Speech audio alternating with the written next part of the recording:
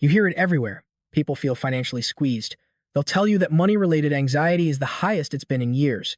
They'll say the cost of living feels steeper, the future more unpredictable, and their budget harder to control than ever before. And yet, you look around and restaurants are bustling, airports are chaotic, and every holiday season seems to break the last one's spending record. At first glance, none of it adds up. For generations, the link between financial strain and consumer spending was rock solid. When people felt the pinch, they reined it in. They put off big buys, slashed non-essential spending, and shifted their focus from comfort to pure survival. But that predictable pattern has been quietly dismantled. These days, a huge number of households are feeling worse about their finances than they have in recent memory, but they're continuing to spend regardless. This isn't always about reckless splurges or wild impulse buys. It's a persistent, steady outflow of cash, often in ways that don't raise any immediate alarms until much further down the road. This isn't a video to wag a finger at people's decisions, nor is it an attempt to argue that the economy is booming just because people are still shopping. The goal here is to explain why spending figures have become such a deceptive measure, and to show how what looks like financial resilience on the outside might actually be masking something entirely different. Because if you take a step back, you see this isn't really a story about economic confidence. It's a story about unrelenting pressure. It's a story about how spending to cope with stress became the new normal. And it's a story about how the effortless access to credit has fundamentally changed how we deal with instability. If spending once reflected how healthy our finances were, today it often reflects a completely different reality. And grasping that change is critical, not just for understanding the economy, but for anticipating what's coming next. One of the biggest puzzles in our current economy is the widening gulf between what people say and what they do. On one side of the equation, you have surveys that consistently show a deep and pervasive sense of unease. Families report being stretched to their limits. They voice concerns about inflation, job stability, and whether things will ever get better. But on the other side, consumer behavior tells an entirely different tale. People are still planning vacations, their shopping carts are still full, and retail reports continue to paint them as energetic, participating consumers. This phenomenon has a label among economists. It's used to describe the growing gap between how people perceive their financial situation and how they act within it. Before the pandemic, this gap was there, but it was much narrower. If consumer confidence dipped, spending would almost always follow suit. When people felt more optimistic, they'd open their wallets again. Since the pandemic, that direct link has become frayed, and in some areas, it has completely shattered. A part of the explanation is that the world we're all navigating feels fundamentally altered. Uncertainty isn't a temporary phase anymore. It's not connected to just one crisis or economic cycle. It feels constant, multi-layered, and impossible to predict. When that kind of instability becomes the baseline, it changes our behavior. Instead of viewing spending as something to pause until better times arrive, many now see it as a normal part of life to hold onto for as long as they can. This isn't happening because they feel financially secure, but because putting life on hold no longer seems to have a clear payoff. In a world like that, surveys start to lose their ability to predict behavior. It becomes possible for people to genuinely feel pessimistic about their future, while simultaneously acting in ways that, on paper, appear incredibly optimistic. And that's where the confusion really starts. Because when economists, analysts, or news reports point to consistent spending as evidence of a strong consumer, they are often overlooking the profound psychological shift happening just beneath the surface. Spending is no longer a clear-cut sign of financial strength. More and more, it's a sign of psychological adaptation. People aren't spending with the belief that everything is going to be okay. They're spending because life marches on, regardless of how they feel about what's around the corner. And that small difference completely changes how we should interpret the data and what we should be preparing for. Every time economic anxieties begin to bubble up, you can almost guarantee one statistic will be trotted out as a counterpoint: holiday spending, sales climb, and retailers boast about a robust season. News headlines spin this as definitive proof that consumers are tough and the economy is on solid ground. But this is exactly where the details matter, because spending more money doesn't necessarily mean people are getting more things. And in the current climate, that's a crucial point to understand. Over the last several years, what our money buys has changed. Just about everything costs more. This means families can be spending significantly more money at the checkout line while leaving the store with the exact same number of items, or even fewer. A more expensive grocery bill doesn't always mean a fuller pantry. It frequently just reflects the higher price of necessities and everyday goods. This is precisely why those big retail sales numbers can be so deceptive. They track the number of dollars spent, not the actual purchasing power of those dollars. They measure the total cash flow, not the financial well-being of the people spending it. We've also seen a fundamental change in the mechanics of how we pay for things. Online shopping has removed almost all the friction. Features like one-click purchases, stored payment details, and buy now, pay later plans have made the act of spending feel lighter and less significant in the moment. The mental checkpoint that used to make us think twice is much weaker than before. Because of this, holiday spending has transformed from being about extravagant splurges into something more like an emotional necessity. Families no longer view these expenses as purely optional. They're seen as vital for upholding traditions, maintaining a feeling of normalcy, and protecting moments of happiness in a year that feels increasingly unstable. This is the reason holiday sales can climb even as overall confidence is tanking. It's the reason stores can seem packed even when family budgets are stretched to the breaking point. What appears to be consumer power is often just a consumer forced to juggle painful trade-offs. They're making quiet cuts in less visible parts of their lives, their savings accounts, their long-term goals, their future financial security, all while trying to keep their visible, day-to-day spending the same. And that reveals the risk of using holiday sales as a barometer for the economy's health. It shows us that money is indeed changing hands, but it doesn't tell us why or what sacrifices are being made just below the surface to make it happen. Because when spending is driven by pressure instead of confidence, the signal it sends is much less positive than it looks. To truly grasp why spending has stayed so strong in the face of all this pressure, you have to venture out of the world of economics and into the realm of psychology. For an increasing number of families, spending is no longer just a transaction. It's an emotional release. This kind of emotional spending isn't about being irresponsible or lacking discipline. It's about how humans adapt when stress stops being a temporary problem and becomes a chronic condition. When that feeling of instability drags on for months and then years, the brain starts prioritizing immediate relief, not long-term financial planning. It seeks short-term calm, and buying things can provide that. Purchases offer a small dose of control in a world where so much feels utterly chaotic. They provide brief moments of normalcy when the bigger picture seems anything but stable. This is especially potent for families with children. Parents don't make spending choices in a vacuum. They make them through the lens of responsibility. Cutting back on their own wants is one thing, but telling their kids no to birthdays, no to holidays, no to shared memories feels like a completely different kind of sacrifice. So, the compromises are made in the shadows. The family vacation gets pushed back another year. Contributions to retirement accounts shrink or stop, and long-term ambitions fade further into the distance, all so that visible, everyday life can remain untouched.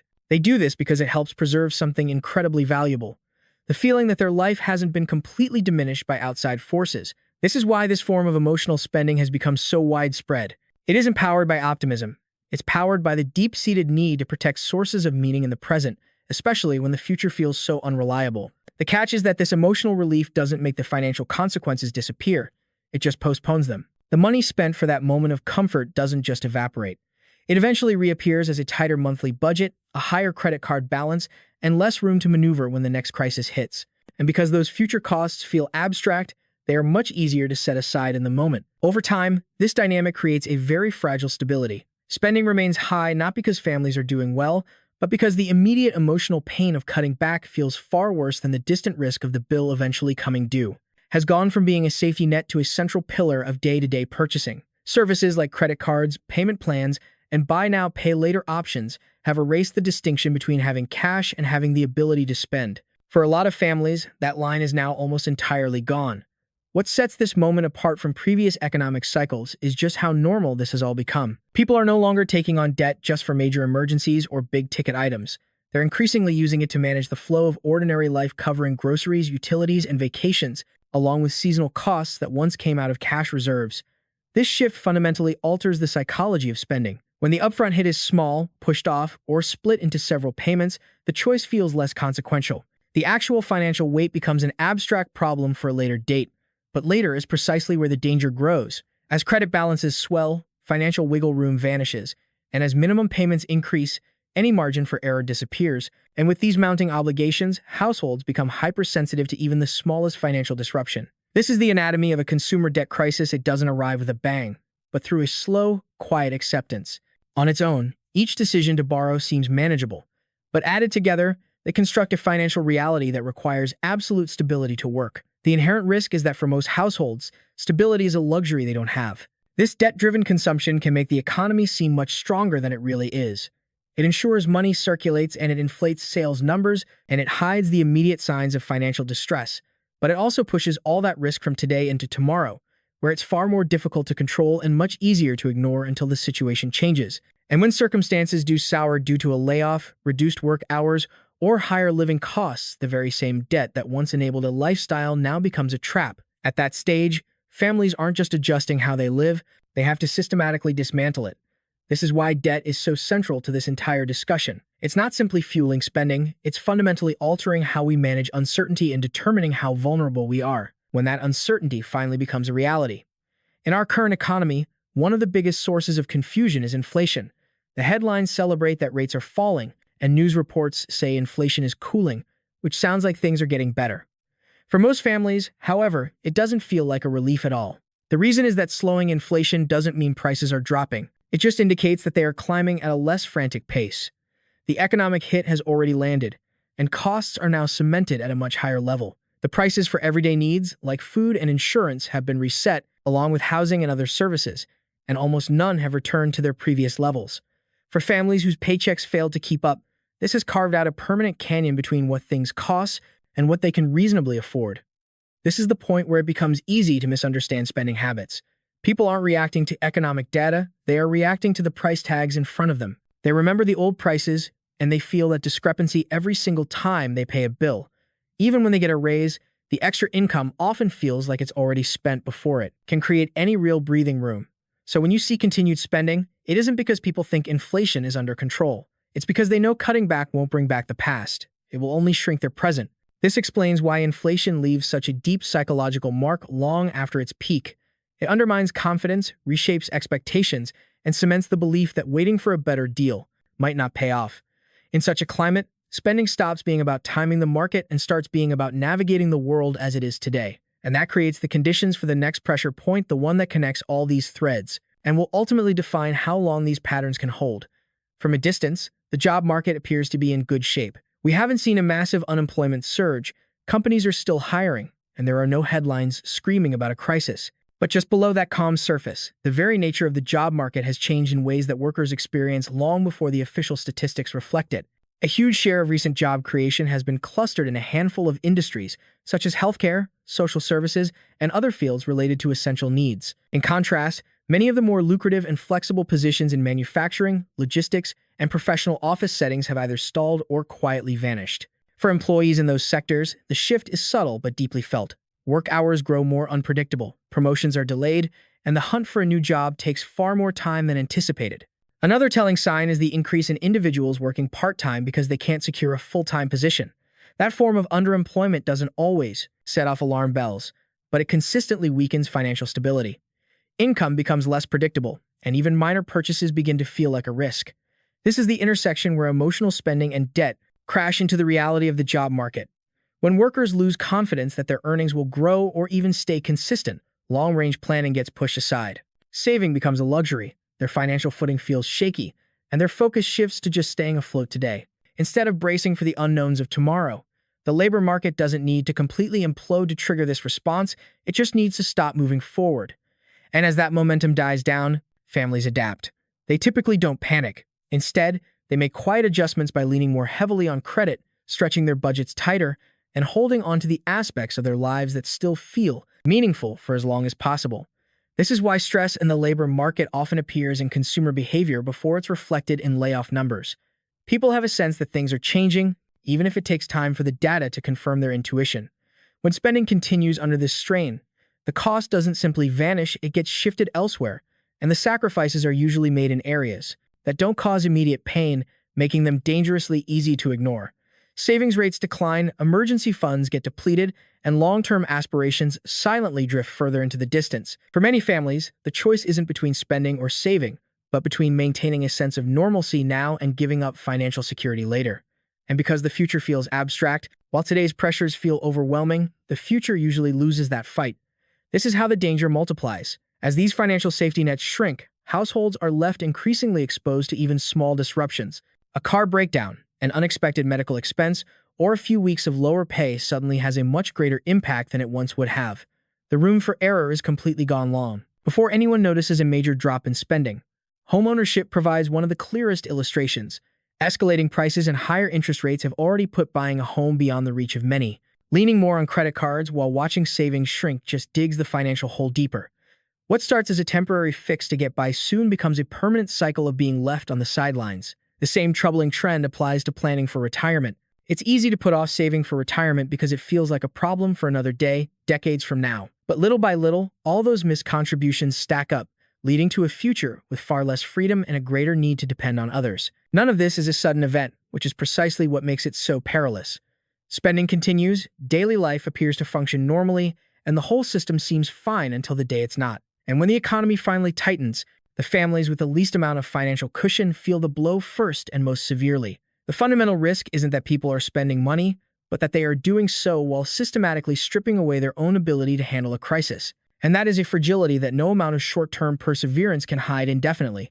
It's tempting to frame everything that's happening as a purely American issue. Soaring costs, financially stretched families, and spending habits that seem totally detached from the economic climate. But if you look at the bigger picture, you'll see these exact same trends emerging across other developed nations. Countries like Australia and Canada are grappling with similar challenges. Their cost of living has shot up faster than incomes, housing affordability has plummeted, and their younger generations are reporting diminished life satisfaction and bleaker outlooks, even while major economic indicators appear to be holding up. In those places, just as in the United States, consumer spending hasn't ground to a halt.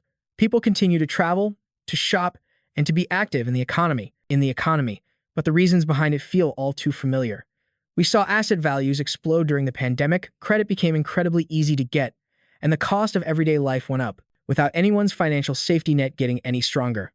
In response, families everywhere did the same thing. They focused on today and pushed worries about tomorrow further down the road. This detail is crucial because it changes the entire conversation. This isn't just about a few cultures making reckless choices. It's a global reaction to a massive, potential change in what economic security even means anymore. When the systems we rely on feel shaky, we naturally gravitate toward what feels solid, immediate, and reassuring. Spending stops being an act of optimism and becomes an act of self-preservation, a way to hold onto a certain lifestyle and a feeling of making headway, in a world that's become almost impossible to plan for. That's why this trend has so much staying power and won't go away easily. It isn't the result of a single law, election, or business cycle. It's fueled by a much deeper erosion of trust in the fundamental idea that hard work and patience pay off. Once people stop believing that, their behavior shifts on a massive scale. So, when you see news about crowded restaurants, booked flights, and huge consumer spending, you should pause before assuming it's all good news. High spending isn't a clear sign of confidence anymore. It's often a sign of people just adapting to survive. Spending money has turned into a coping mechanism for long-term anxiety. Widely available credit has kept that coping mechanism afloat for now. And all the while, inflation has silently raised the baseline cost of living, in ways we haven't fully come to terms with yet. These dynamics work together to keep the economic engine running, even as households become increasingly brittle just beneath the surface. This doesn't make people foolish. It means the game has changed, and they're just reacting to the new rules. The danger on the horizon isn't that spending will suddenly stop. It's that people's financial wiggle room will vanish. And when there's no cushion left, even a small emergency can cause a catastrophe. So, we're asking the wrong question if we're focused on whether people are still buying things. The right question is what they're sacrificing to do so. Because the longer this trend holds, the steeper the cost of that trade-off becomes, not only for individual households, but for our entire economic system.